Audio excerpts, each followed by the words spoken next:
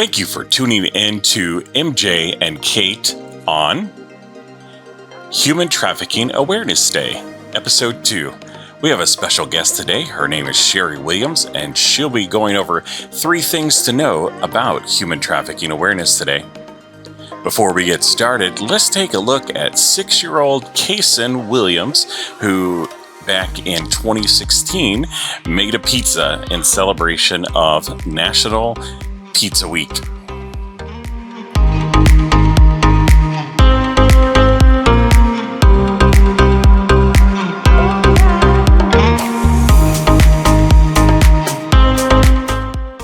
Before we get started, let's take a look at 6-year-old Kason Williams, who back in 2016 made a pizza in celebration of National Pizza Week.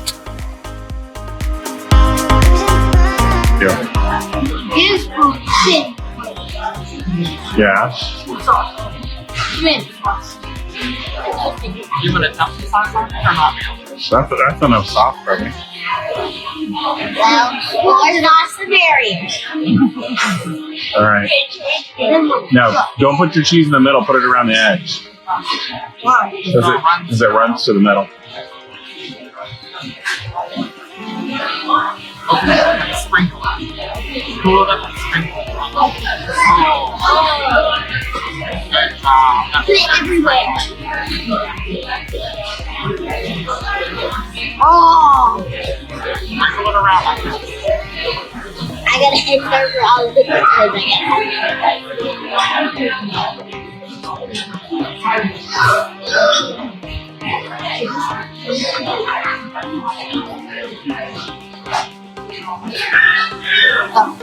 Is it done?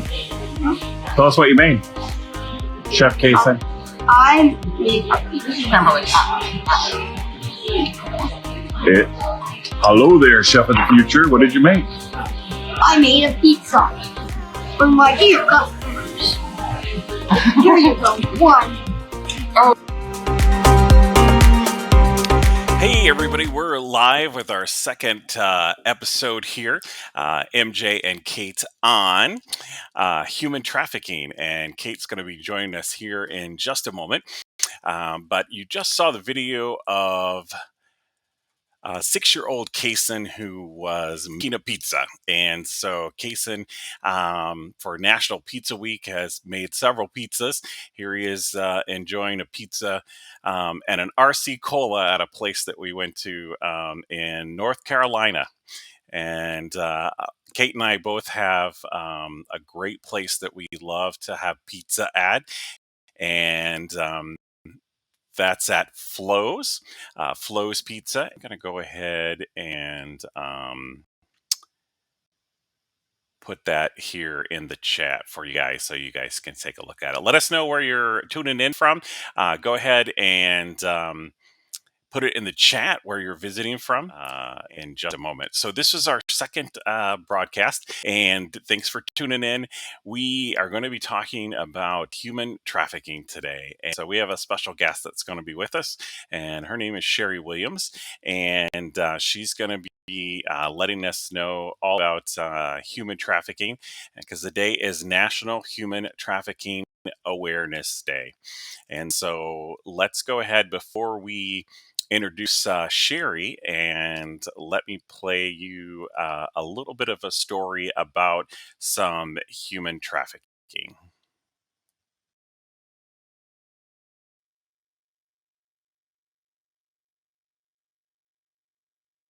You know my children. You wake up with them in the middle of the night.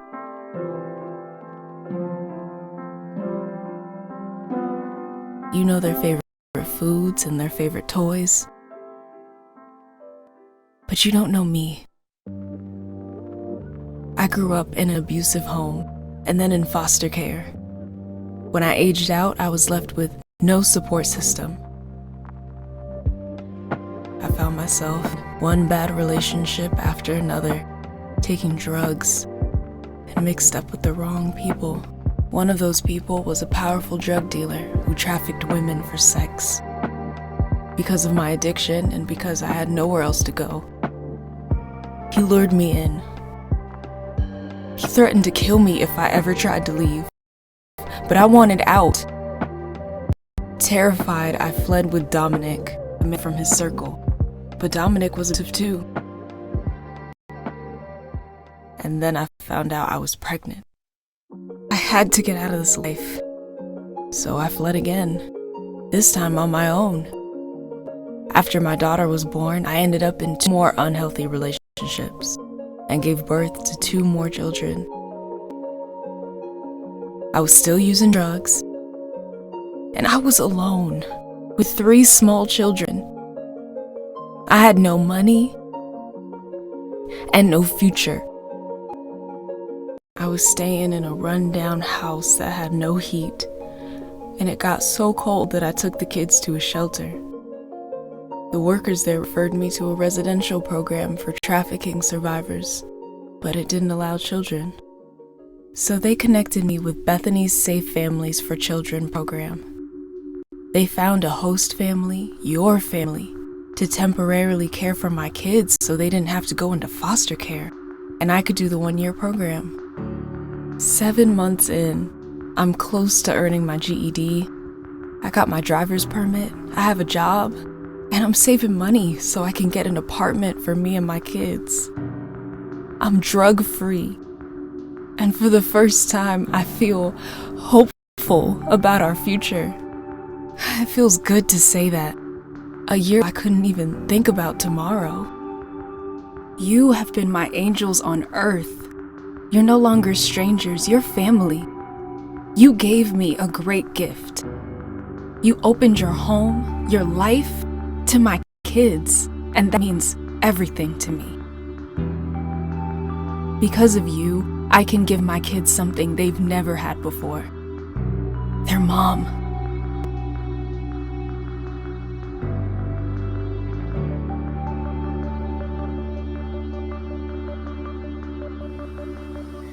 Hey, Kate, welcome back.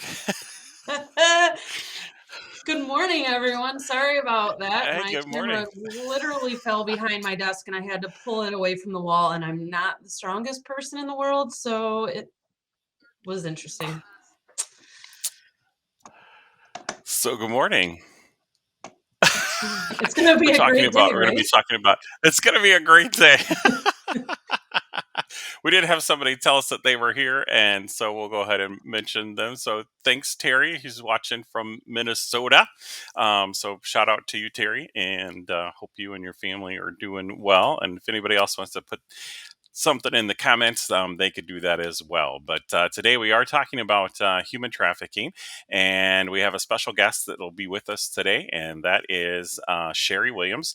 And will be talking about some of the basic stuff that we should know about in human trafficking. So let's, without further ado, bring Sherry on to the show here with us. So welcome, Sherry. Hello. How's it So going, this is Sherry? our second episode. How's it going, Sherry? It's going great. Thanks for having me. Well, thanks.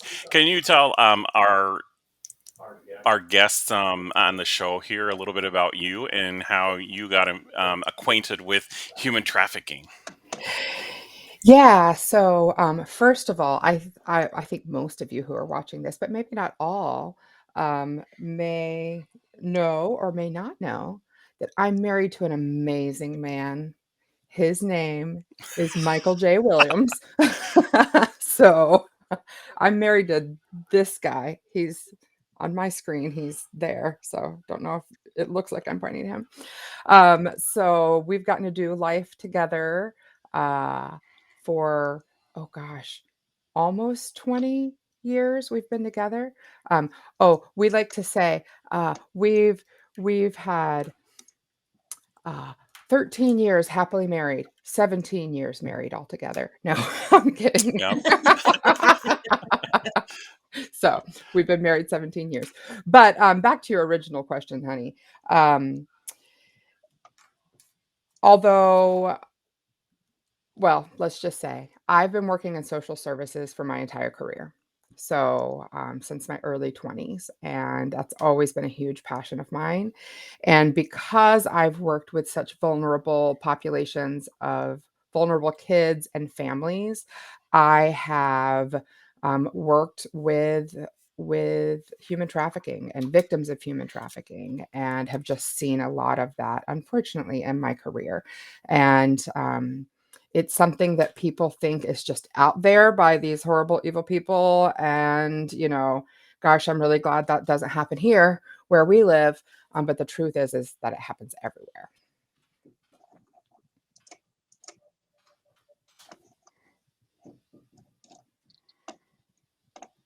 So tell us a little bit about um, what is human trafficking. Just give us sort of a breakdown. Yeah, so human trafficking really is the forced labor or sex labor of people against their will. And a lot of people say, well, gosh, why don't people, just say no? Or why do people choose to get into that? And if it were only that simple, but nothing's ever that simple, right? And so, like many things, most people are tricked into situations like this. And so, as you saw in the video of Lucy that was shared just a moment ago, oftentimes people are in desperate situations, and they are either befriended by someone, or they enter into what they think is a romantic relationship with someone. And then all of a sudden the tables turn, and and and bad things start happening. And so it's just a very complex dynamic, and people are victims. And unfortunately, our society tends to blame victims a lot of times in trafficking scenarios, and that's unfortunate. And so we really try to debunk a lot of those myths. So, Sherry, something that I was kind of surprised to learn about human trafficking, like you kind of said, like people are tricked into it, but it's Mhm. not something that is, happening overseas. It's Mhm. happening in our own communities. Mhm. And how do we make ourselves more aware of people that might need our help? Yeah, that's a great question, Kate. So, it really starts with educating ourselves. So, I am aware of an organization right here in West Michigan. They are called Solutions to End Exploitation, or CSEE, Solutions to End Exploitation. They are an amazing organization. They really focus on education and really disrupting the cycle of trafficking here in West Michigan and beyond. And so, you ask, Kate, what can we do? So, educating ourselves on what to look for, um, educate those of us who are parents, educating ourselves on how to talk to our kids about this proactively. Don't wait until your kids bring this up. Please don't wait until your kids bring this up, because guess what? That means you'll never be talking about it. Like, we as parents need to take the lead. And I realize there's so many parents who say, oh, but this is a really uncomfortable conversation to have. How do I bring this up and talk about this? You can ask Michael J. all the very interesting conversations we have in our family. But, you know, from someone like me who's worked in social services my whole career, I'm comfortable talking about a wide array of many different things that happen in the world, because I want our kids to be prepared. And more than anything, I want our kids to know that they could talk to me about anything, that nothing's going to shock me. But um, I'll zero in on one specific thing, Kate, specific to our kids, because I think probably a lot of people who are listening who do have children, um, I think it's really important for us to know who they're with, for us to know what they're doing online, for us to educate them about people that they don't personally know and interacting with those people online. Anyone, most of our kids, like even my kid, even our twins who are in 6th grade now, they know what catfishing is. If you don't know what catfishing is, you need to know what catfishing is if you have kids. And that's where someone poses and pretends to be someone else online and tries to enter a romantic relationship with someone else online as a fake persona, if you will. So even having conversations about that, but making sure our kids know that there are people out there who will intentionally target kids, but not in a way that's going to seem harmful. They actually will seem just like they're very friendly. They're friendly people. They will actually target kids who really want to fit in, who may come from a broken home, who may already have just some areas of brokenness or trauma in their past. And let me tell you what, traffickers or pimps, or many pimps are males, but they send women or girls out to recruit other people. So be aware of that too. Um, and they're very nice and friendly, and that's how they befriend or become boyfriend or girlfriend with potential new victims. And then one day they flip. And so many of many teens or preteens or young adults who get trapped in human trafficking do so because they thought they were in love with someone. And then all of a sudden, that someone that they thought they were in love with then forces them to start having sex with other individuals. And they get confused and they're like, but I thought this was my boyfriend. Oh, but he loves me. And so it's really confusing. So just talking about those types of things with our kids proactively can make all the difference in the world. So, Sherry, we have a question here from the audience, Mm. and Lori wants to know how prevalent is human trafficking here in the West Michigan area. Yeah. So the hard thing about that is that human trafficking, I can guarantee you, is happening here in West Michigan. Just to put a Just to put it in a bit of context, just in the illicit massage business alone in West Michigan, that's just one tiny fraction of the human trafficking industry in West Michigan. And when I say illicit massage industry, I mean those massage parlors, if you know what I mean. And people go there because they're getting more than just a massage. Um, that's a multi-million dollar industry here in West Michigan, in Grand Rapids. Multiple millions of dollars in that industry this year. And so in human trafficking, I hate to put people's lives in economic terms, but the reality is human trafficking can't be a thing without supply and demand. And really, it's the demand for sex or labor that causes humans to be exploited to meet this demand. And so, how prevalent is it? It's very prevalent in multiple ways through illicit massage industries, prostitution, forced labor. So, Migrant Legal Aid is a partner and with the Human Trafficking Coalition, the Kent County Human Trafficking Task Force here in West Michigan. We are aware of a lot of labor trafficking that happens. And I'm hesitant to throw a number out there because so much human trafficking just goes underreported because victims are afraid. Victims, unfortunately, in our society often have been criminally charged themselves, but they're victims.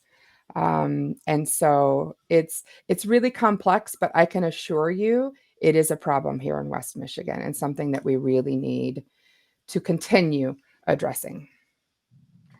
And that would lead us right into to know what to look for. What do you think some signs are that we, as the average citizen, can look for and be aware of? Yeah, I would just say, um, trust your gut when something just seems off. So, when it comes to our own kids, as I mentioned earlier, just know who your kids are with and trust your gut. Parents tend to have a good gut about things. So, stay involved. Be that parent who wants to know where your kids are and know the other parents of, the houses where your kids are going. Um, and you meet your kids' friends. I always told I always told Michael J here, when we started having kids, I'm like, "I wanna be the house that all the kids wanna come to," because I wanna know my kids' friends, I wanna know who they're hanging out with. Um, but be on the lookout for kids or adults who are scared, um, who may have a fear of even authority figures or even the police or law enforcement or getting medical attention or anything like that that could expose the fact that A, they may not have um, proper work documentation. Maybe they're being forced to work, but they don't have proper work documentation because they're being trafficked. Um, be on the lookout for people who might have physical injuries but don't want to seek medical attention. That's always an indicator of either an abusive situation or a potential trafficking situation. Um, Definitely keep your eye out for youth or teens who are in a relationship with a significantly older individual. That can be a warning sign as well.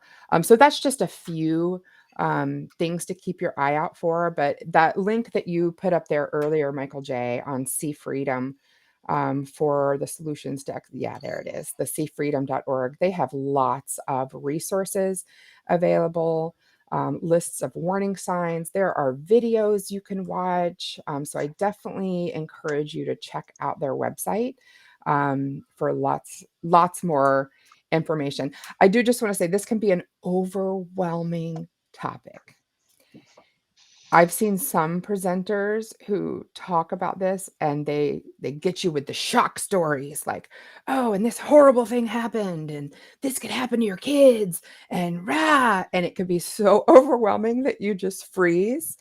Um, but I do want to encourage everyone who's tuning in to just say, no, like we can do something about this. We can do something about this as parents. We can do something about this in our community as concerned citizens. Like we can do something about this. I'm doing something about this, not just in my role in social services, but I'm doing something about this by personally supporting solutions to end exploitation and sharing their message and sharing their word and getting my organization plugged in with the great work that they're doing in our community. So that could lead us right to sort of wrapping up the time that we have here is to know how to help, and then so if Mhm. you'll spend just a few minutes on how we know how to help, and then we'll let Kate do some parting shots here. Yeah. So again, I think awareness, being available, um, everyone has their own giftedness. Um, I think I think if you follow Michael J and I, we are people of deep faith. I know you are too, Kate. I think God has gifted all of us in unique ways, and just how we are, like the gifts that God has given us to show up in the world with. And I would say we each have our own unique gifts on how we can show up and be of help in our community.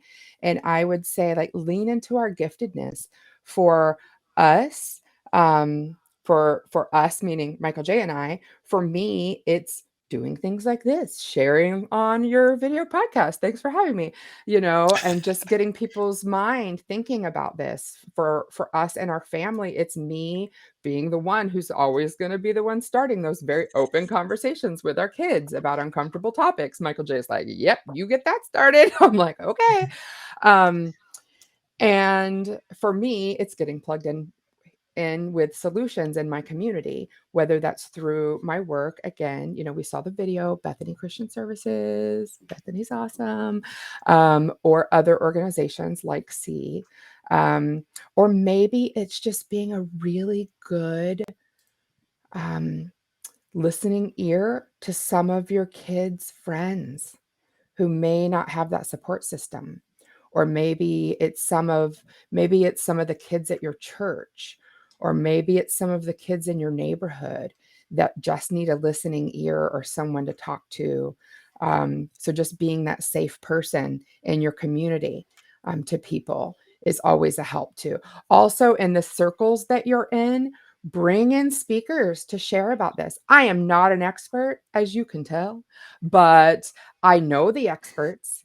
And so I know where to point people. So just be a messenger, lean into your giftedness, and talk to your kids.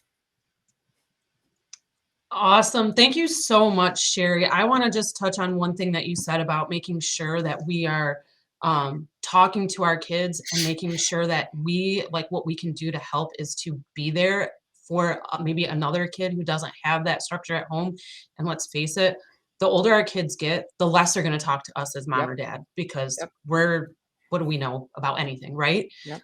But making sure all of our kids have a safe person to go to. You could be the best parent in the world, but you need to know that there's another safe adult that your child has verbalized to you that they would go to in an emergent situation where they didn't trust mom or dad, because mom and dad aren't necessarily the first person you would want to go to talk about this kind of thing.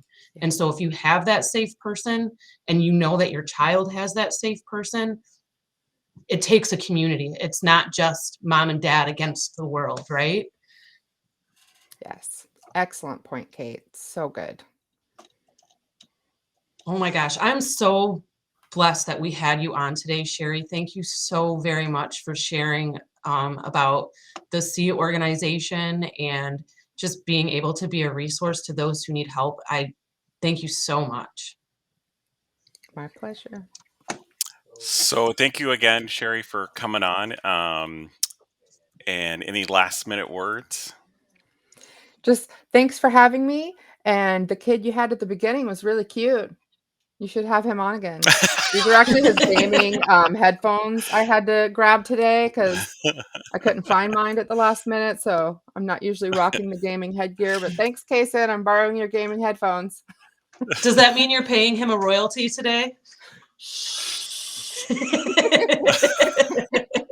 Yeah, as we stream to the Twitch account. Yeah, he's all about getting monetized. So don't give him any ideas, Kate.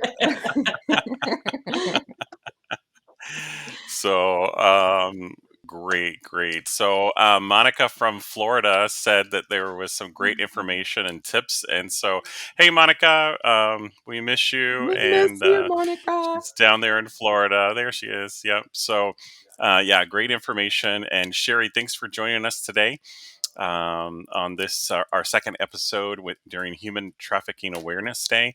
And we'll be seeing you soon. Okay. Take it easy. Bye, Sherry.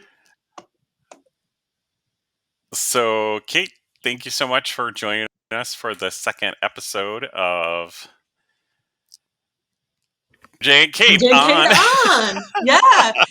Sorry about Yeah. my, blunder. I was totally, for everyone that's out there listening, I was actually on beforehand and then managed to tip over my entire Tip over studio. there. So down here is the information for if you need to write that down real quick or take a screenshot for information on human trafficking and be a part of it.